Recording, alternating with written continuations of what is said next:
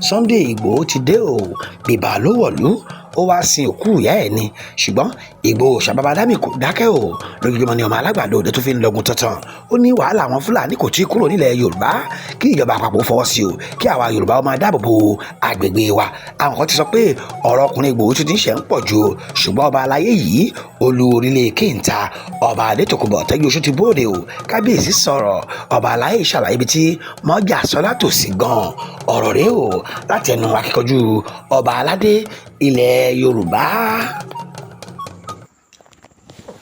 Bàbá akọ àmójúbà sà akọ àmójúbà. àwọn ni káàbọ̀ tẹ́ gbàdúrà fún wa. bẹ́ẹ̀ ni sá o bẹ́ẹ̀ ni òkè bẹ́ẹ̀ abẹ́ òkè àgbàdúrà fún yín sá o gbogbo ìta tó lómìnira ọlọ́ba àgbàlagbà ọlọ́run èyí tí mo jẹ́ kí n fún ni ti olóyè Sunday májàsọ́lá Adéyẹmọ tó ti wá sí Nàìjíríà bí ó ti wá sin òkú ìyá ẹ̀ ẹ kú àmójúbà sà. ẹ ṣeun. mo ní ṣé wọ́n ti kàn sí ṣé ẹ ti ríra ṣé ẹ ti sọ̀rọ̀. ṣé bí mo wà níbi ìsìnkú yẹn. Wow. bó tilẹ̀ jẹ́ pé mi ò lè lọ sí gbogbo itẹ́ òkú àti gbogbo ẹ̀. bẹ́ẹ̀ni. mo wà ní reception èmi àti àwọn kábíyèsí lọ́pọ̀ lórílẹ̀‐èdè ní ilẹ̀ Yorùbá. àwa ń bẹ̀ nìbàdàn. àkó àṣeyẹ náà ọlọ́ba foríjì òkú amúsà aráàbá bàbá látìgbà tí olóyè ti dé sí Nàìjíríà ní oríṣiríṣi ti ń lọ olóyè ti ń sọ̀rọ̀ lọ́tún ó ti ń sọ̀rọ̀ lọ́sì àwọn kan tẹ́ sọ pé ọkùnrin ti bẹ̀rẹ̀ ṣé kò ní ṣe pẹ̀lẹ́pẹ̀lẹ́ báyìí àwọn nǹkan tí olóyè ń sọ lórí ọ̀rọ̀ Fúlàní lórí ọ̀rọ̀ jàǹgbára ilẹ̀ Yorùbá kí lè rí sí léyìí. ẹ ṣeun ṣe bá wo lẹ́nu lọ́lọ́ yìí kódà mi ò rò pé ó tí ì pé 48 hours ní Ìbàdàn ní Ìdó local government àwọn Fúlàní wọ́n tún da màálù lọ inú oko olóko ní aago 2 òru wọ́n dẹ̀ lọ jẹ oko yẹn èní ni ṣé nìkan ni 5th of March. bẹ́ẹ̀ ni sà. On the 3rd of March 2024 ni a tún sọ̀rọ̀ ẹ̀. wọ́n da màálù ní aago 2 òru ní Ìdó local government ní Ìbàdàn ní Ọ̀yọ́ state. wọ́n da màálù lọ sínú oko lóko wọ́n lọ nígbà tí oníkálukú sùn wọ́n da màálù lọ́bẹ̀ wọ́n lọ fi ń jẹ oko.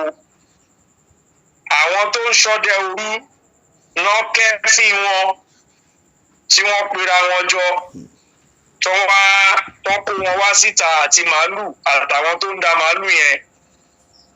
ó ti ṣẹlẹ̀ sẹ́mi náà rí òru làwọn amòòkùnṣìkà yìí máa ń wá fi màálù jẹ oko wa. nígbà tó ń rí i pé àti ẹ̀ kí ń kúrò ní oko mọ́ torí àwọn òṣìṣẹ́ tó ń bá wa ṣiṣẹ́ wọ́n máa ń sinmi wọ́n á lọ jẹun tó bá jẹun tán tí oòrùn bá wọ̀ wọ́n á padà sínú oko wọ́n wá ṣiṣẹ́ di aago 6 tó bá dẹ̀ da aago 6 wọ́n á lọ sùn fún iṣẹ́ ọjọ́ kejì lẹ́yìn aago 6 yẹn ni àwọn ará bíi wọ́n máa ń da màálù wọn wá sínú oko a kàn máa dé láàárọ̀ ọjọ́ kejì a máa rí i pé wọ́n ti jẹ oko lọ bí ilẹ̀ bí ẹni. so tábà wá sọ pé ọ̀rọ̀ tí olóyè Sunday Igboho ń sọ ó ti pọ̀ jù ó tún ti bẹ̀rẹ̀ ǹjẹ́ situation ti change bí?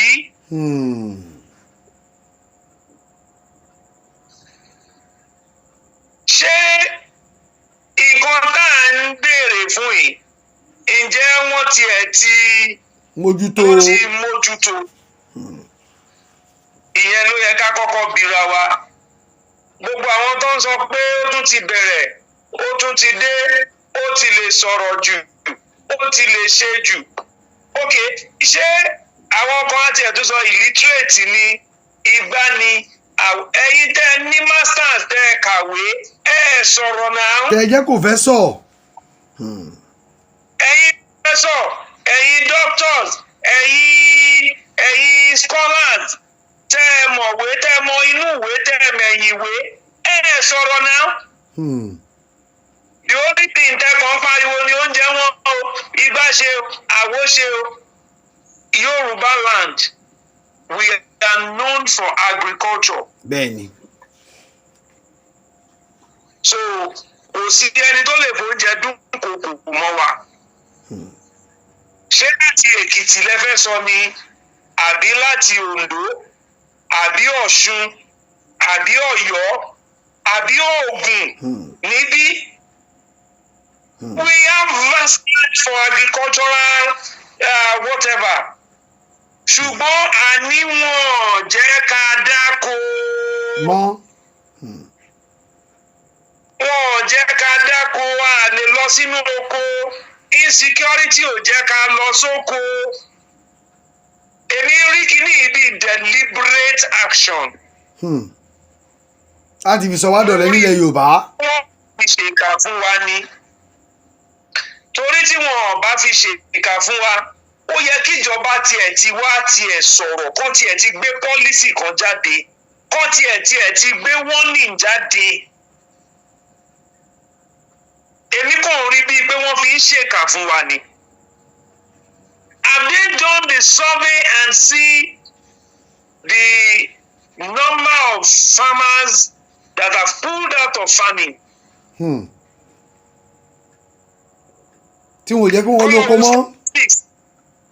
Statistics àwọn tó ń dá oko some 10 years ago sí àwọn tó ń dá oko ń sìn.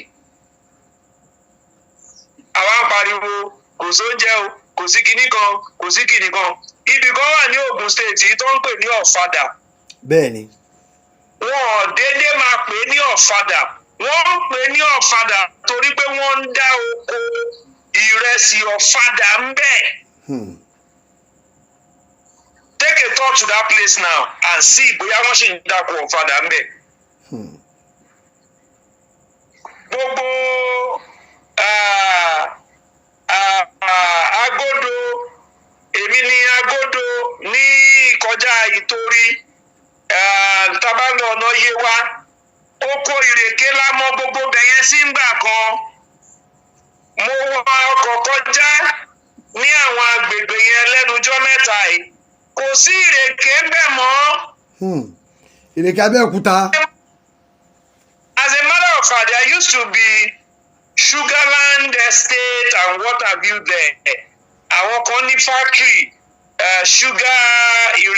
sugarcane processing and what have you. Kò sí gbogbo yẹn mọ́ because kò sí ìrèké tó fẹ́ process. So ẹni tó bá ń sọ pé lóye Sunday Igboho ṣì ó pariwo, ó ń ṣe kinní kan, ó ń sọ̀rọ̀, kó nítàn put pen and paper, kó kọ lẹ́tà síjọba. Kó náà ṣe tẹ̀ka wò ó. Kò jù bẹ́ẹ̀ lọ. Sáà láìpẹ́ yìí ni ìpàdé àwọn lọ́balọ́ba wáyé níbi tí Ọọ̀ni ti ń sọ̀rọ̀ nípa olóyè Sunday Igboho pé ọmọ wa ní àgbájọ àjọṣiṣẹ́ papọ̀ náà ní àjọgbọ́dọ̀ ṣe ni. Ṣé àwọn lè sọ pé ẹ̀yin ọba Alayé, ẹ̀yin ọba alẹ́ Yorùbá, bó jẹ́ pé ẹ̀yin òfìgbà kan kúrò lọ́dọ̀ Sunday Igboho, ṣé ẹ ti gbà mọ́ra èyí tó fẹ́, ọ̀nà tó fẹ́ tọ̀? Ṣé ká wò pé ẹ̀yin náà ti panupọ̀, ẹ ti fọ̀ṣọ́ pẹ̀lú ẹ̀? Ṣé ká sọ bẹ́ẹ̀ ṣá?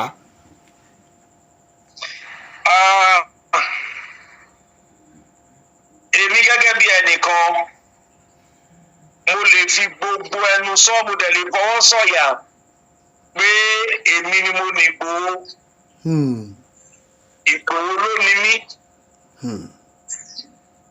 Bó ṣe ti gbéraga, kò sí ìgbésẹ̀ tí Igboho fẹ́ gbé tí ò kọ́kọ́ ní fi lọ̀ mí.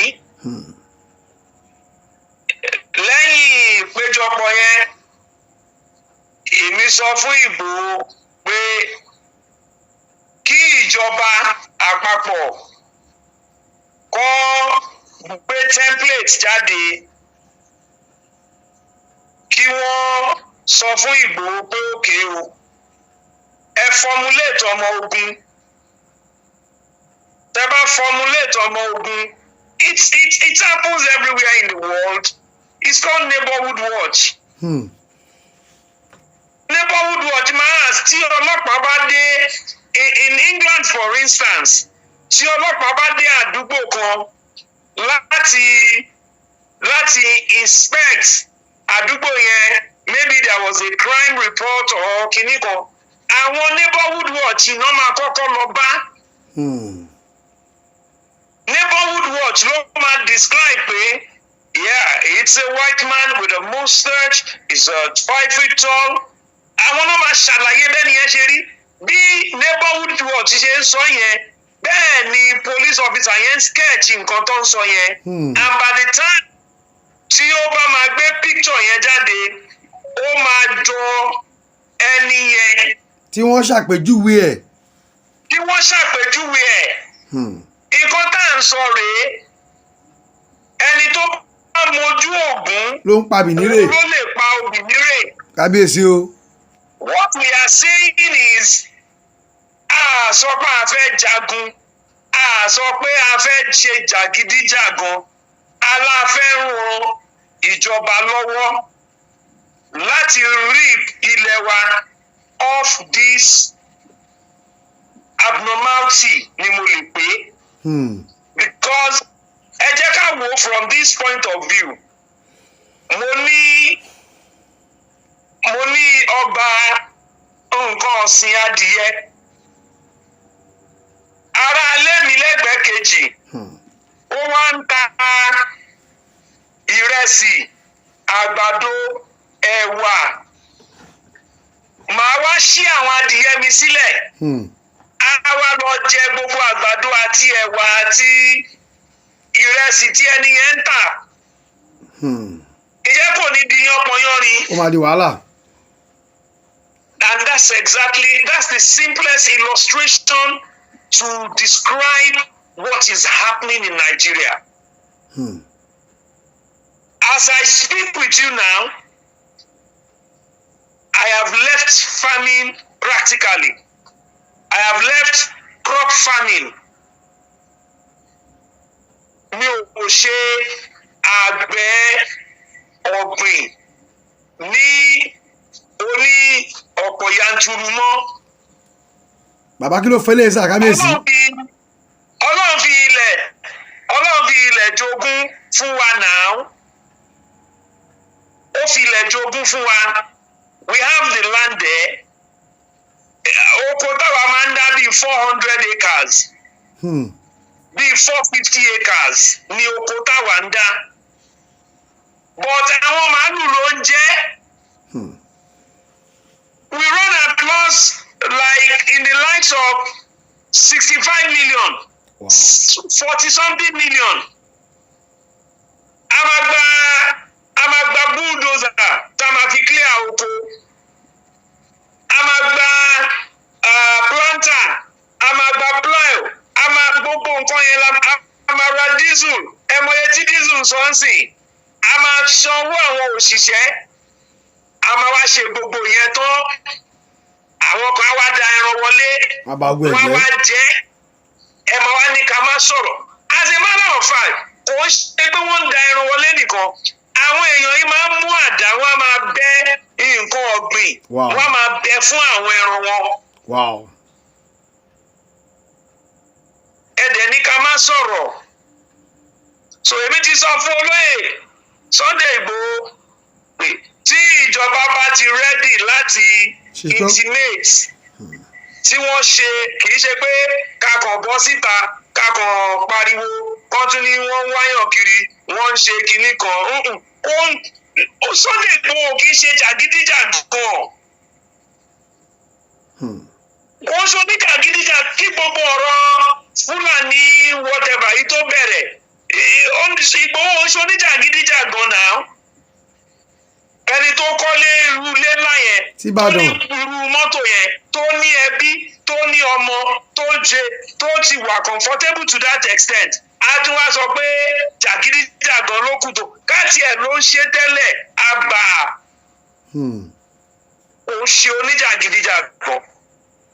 But nǹkan tó ń ṣẹlẹ̀ sí wa yìí, òun ló fà á fi dìde tó fi pariwo síta ṣèbí dẹ̀ ti sọ lẹ́yìn ìpàdé yẹn pé tí ìjọba tí wọ́n bá rẹ́dì láti bá wa fi ọwọ́ sowọ́pọ̀ láti bá wa ṣiṣẹ́ pọ̀ ẹgbọ́n nǹkan tí Ìgbòho sọ ní mítìnì yẹn náà ó lóun ò béèrè owó ó ní kí ìjọba kàn fún wa ní support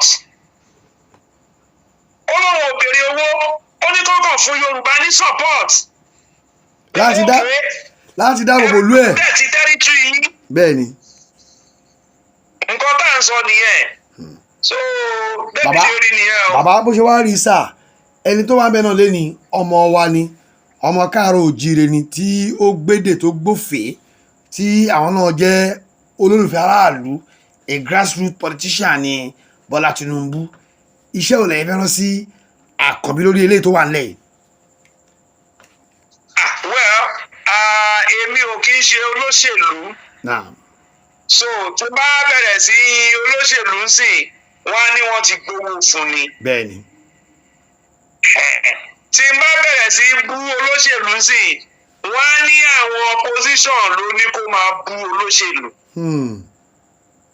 so ọ̀rọ̀ ẹ gbọ́gbọ́n. It's not about ọmọ wa ni it's not about the Yorùbá ni it's about the government policy. Government is continuum. It's a continuous process. Tí Yorùbá bá kúrò ńbẹ̀, Haúsá máa débẹ̀, Ìgbò máa débẹ̀, ẹnìkan máa débẹ̀. Nǹkan tó bá wà ńlẹ̀ ni àwọn tó bá débẹ̀ yẹn máa follow. Bẹ́ẹ̀ni. So ẹ̀bẹ̀ tẹ́mi kàn máa bẹ ààrẹ orílẹ̀-èdè wa ni pé kí wọ́n look into this agitation. Kí wọ́n wò ó pé kí ló tiẹ̀ fà á. Ó dà ẹjẹ́ àwò báyìí. Àwọn ọmọ oníjàgídíjàgan yìí kí ló fà á tó fi ń ṣe jàgídíjàgan. Ẹjẹ́ àwò from that point of view. Kí ìjọba kí wọ́n bá wa. Government can set up a committee because it's the style of the government to set up committees. To set up investigative committee. Pé ẹ lọ wo kí tiẹ̀ jẹ́ kó tiẹ̀ rán àwọn observer lọ sínú oko kó tiẹ̀ lọ wo damages tó ń ṣẹlẹ̀. Àti ẹ̀ tí wọ́n pélé látijọ́ yìí nǹkan tá à ń sọ nìyẹn. Department of Agriculture ìgbésẹ̀ wo náà ti gbé lórí kínní.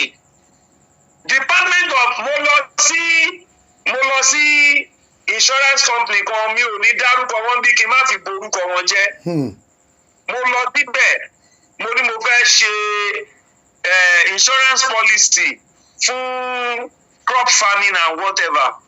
Èsì tó fọ̀ fún mi ni pé pé àwọn ò lè ṣe é. Pé kò tiẹ̀ ń ṣe ti àwọn darandaran tó ń da ẹran wọnú oko yìí. Àwọn náà fẹ́ lùsì. Nǹkan tó ń kí insurance company yẹn sọ fún mi nìyẹn. Because ìgbà tó sú èmi náà tí mo gbé òkè kí la wá tiẹ̀ lè ṣe o. Àwọn agbófinró wọ́n wo ọ̀nà ọbẹ̀ yẹn dáadáa. Àwọn ìjọba wọn dá wa lóhùn ó dà ẹ jẹ́ ká tún dọ́gbọ́n ká má bàa jẹ gbèsè lọ títí mọ́ ẹ jẹ́ àtún lọ bá àwọn oní insurance adẹ̀tún dọ́dọ̀ àwọn oní insurance èsì táwọn oní insurance náà fọ̀ ni pé báwọn ò lè tọrùn bọrú ẹ o. Ohun tí máa sọ fún ìjọba ni pé kí wọ́n ṣàánú wa kó gbé ìgbìmọ̀ dìde tó máa dá sí ọ̀rọ̀ àwọn darandaran àti àwọn dákodáko. Ọmọ Nàìjíríà kan náà ni gbogbo wa. Yorùbá dẹ̀ sọ pé ẹ̀fọ́ ò kì í lé ẹ̀fọ́ láwo. Bẹ́ẹ̀ ni sàkábíyèsí o. So kẹ́fọ́ ò bá kí ń lé ẹ̀fọ́ láwo ẹ̀fọ́ àwọn kan ti ń lé ẹ̀fọ́ àwa kan láwo náà. Gbogbo oko tí mo bulldoze fún farming gbogbo igbó ti kúnnú ẹ̀ because I can't afford to start all over again kí n tún ṣe kí àwọn Fúlàní dẹ̀ tún da ẹran wá kan tún wá jẹ. So ìjọba láti bá wa wò gbogbo food shortage tá a níyì tí ó bá jẹ́ pé ọ̀wọ́ tomatoes nìkan là ń rà láti ọwọ́ ọ̀dọ̀ àwọn ẹ̀yà yẹn tàbí àlùbọ́sà là ń rà láti ibẹ̀ yẹn tá a ní iṣu ń bí tá a ní gbogbo ẹ̀ bí ṣé ó máa rọ̀ wá lọ́rùn náà? Gone are the days ilẹ̀ Yorùbá tó bá ń dárúkọ metric ton of gàrí tá a máa ń ṣe ń gbà kan ẹ̀rù Ọlọ́run máa bà wá. Government should do their calculation. They should do their whatever and see. They will know that there is a drop in the quantity of what we produce before and now. So ohun tí mo lè sọ fún ìjọba nìyẹn kó ṣàánú wa kó bá wa dá sí ọ̀rọ̀ yìí kí wọ́n bá wa fi ojú àgbà kó bá wa fi wò ó. ẹ ṣeun kábíyèsí kí a tó máa lọ sà a rí pé èyí tí ó wà nígboro tó wà nílẹ̀ báyìí lórí ọ̀rọ̀ ó ti sú wa o ànígbọ́ o ó lé o ó ṣe o ilẹ̀ Yorùbá ló fẹ́ẹ́ pọ̀ sí jù bẹ́ẹ̀ ẹni tó wà lórí ipò ọmọ wa ni eléyìí ojú ò lè fi wọlé sà ó lọ́wọ́ pé àwa gan lákọ́ bẹ̀rẹ̀ ànígbà.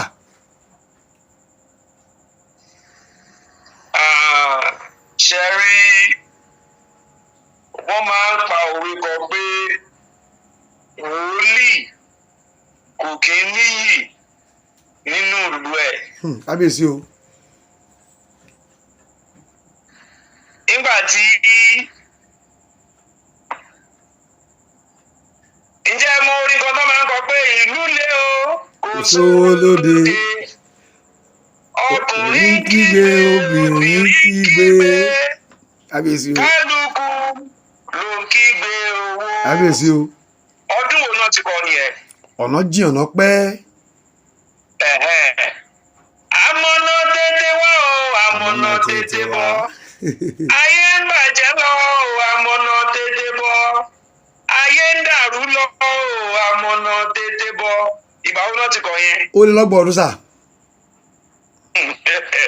Yorùbá wa dé sìn oṣù mẹ́sàn-án ẹ wá ń gbé placard ẹ wá ń pariwo kiri pé ẹ ní ṣe ẹ ní mọ̀ ó ní mo fi sọ pé èmi ò ń dá sọ̀rọ̀ òṣèlú ní apá ibẹ̀ yẹn because tí n bá sọ̀rọ̀ ń sìn á dàbí pé àwọn olóṣèlú ti gbé owó fún mi ni láti máa defend the party kan and to against party kan.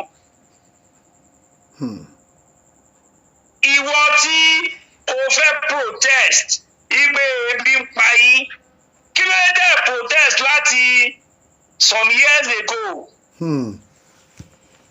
Ó ṣe jẹ́ sí èèyàn ṣe ààrẹ Bọ́lá Tinubu I think it's just 9 months or 10 months now. bẹ́ẹ̀ni. You are expecting magic? It's not possible. It's not possible. Go and listen to kí lorúkọ former minister for economics àbí kí lorúkọ ìyá yẹn ìyá tó ti wà ní. Okojo-Iweala finance. She has been warning us for how many years? Okojo-Iweala bẹ́ẹ̀ni. Go and listen to former CBN governor Sanusi. and the 14th emir of Kano. Sanusi Lamido Sanusi Lamido. His Highness. Go and listen to him. You understand? He has been warning us for how long? And now, 10 months of our own person. Àwọn pariwo kiri, ebi ń pa wá, kíní kan ń ṣe wá, kíní kan ò ṣe wá. Èmi ò support yẹn. Mi ò support yẹn. Mi ò sọ pé bóyá bó ṣe ń ṣe ó dáa tàbí kò dáa o. But protest yẹn kò gbọ́dọ̀ subject mi ò lè join protest. Lọ́wọ́ yìí o, lọ́wọ́ tá a wà yìí o, oṣù kẹsàn-án àbí oṣù kẹwàá yìí o, sí ìjọba tuntun tó wà ń ta yìí. I will not indulge any of my subjects to join this protest. So ká lọ fọkàn balẹ̀ ó sì máa dára bí. Tó bá ṣe dáadáa. Tó bá ṣe dáadáa. But what I'm saying is oṣù mẹ́sàn-án is too short for anybody to protest. Nǹkan tó ti bàjẹ́ láti ọdún gbọ́nrin. Gbọ́yé tí wọ́n ní maybe people are not listening to news. Wọ́n ní Emefiele ti return 4 trillion. 4 trillion. 4 trillion ní Emefiele ti return. Pàà sínú kọ́fà. In the process of negotiation. If I'm not exaggerating, they said Emefiele has over 500 bank accounts in the UK. Why? And you are now protesting against the government that just came in 9 months ago. Abba. Kò possible. Nǹkan ti bàjẹ́. A ní láti give time. Títa ríro la máa ń kọlà. Gbogbo wa ló bá. Bẹ́ẹ̀ni, àtolórí ẹ̀ tó ló mú ni. Ibi tí mo ti ń bá yín gbọ̀rọ̀ ẹ̀ láti 4 weeks ago, iná ò ṣẹ́jú, iná ìjọba kò ṣẹ́jú. I run generator day and night. Wow. Tó máa tan generator kan láàárọ̀ di alẹ́, tó bá di alẹ́ yìí ní máa gbà á di àárọ̀. So gbogbo wa ló bá kì í ṣe pé bóyá àwa kan. I know how much I spent on fuel to fuel the generator on weekly basis. Mo ti reduce gbogbo ìjáde ìrìnkè rindo à ń lọ òde wọ́n pè wá síbì kan. No. Kábíyèsí o. No. Gbogbo yẹn ò ṣẹlẹ̀ mọ́. Kábíyèsí o. So ká lọ ní sùúrù tó pọ̀ gan-an. Sùúrù tó pọ̀ gan-an la máa ní ká fún ìjọba yìí láyè. Ìgbà sì ń bọ̀ tí wọn bá ṣe dáadáa. I will be one of the people tó máa jáde tó máa pariwo síta. Wọn ò lè pohùn wá kí n jọba ká lójo. Kábíyèsí èyí náà ló máa mú mi wọlé nínú news tí ó jáde síta lénìí. Wọ́n ní kábíyèsí o Ọọ̀ni Ilé Ifẹ̀ kábíyèsí o. Wọ́n ní bàbá sọ pé ẹnikẹ́ni tó bá ti jẹ ọba wọn ò gbọ́dọ̀ pa àṣà àti ìṣe wa wọn ò gbọ́dọ̀ tá dànù. Ẹni tó bá fẹ́ ṣerú eléyìí kó má súnmọ́ bẹ́ẹ̀. Iná lè sọ ọ̀rọ̀ yìí tẹ́lẹ̀ ẹ̀ ti sọ ṣáájú àsìkò yìí. Èyí tí Ọọ̀ni wá sọ lénìí tó sọ agbọ́ lénìí níbo ni ẹ tún fì sí lórí eléyìí kí lẹ fì sí. Iṣẹ́ rí ìṣẹ̀lẹ̀ dàbí pé ọmọràn bí ní Ọ̀yọ́ ni gbogbo wa.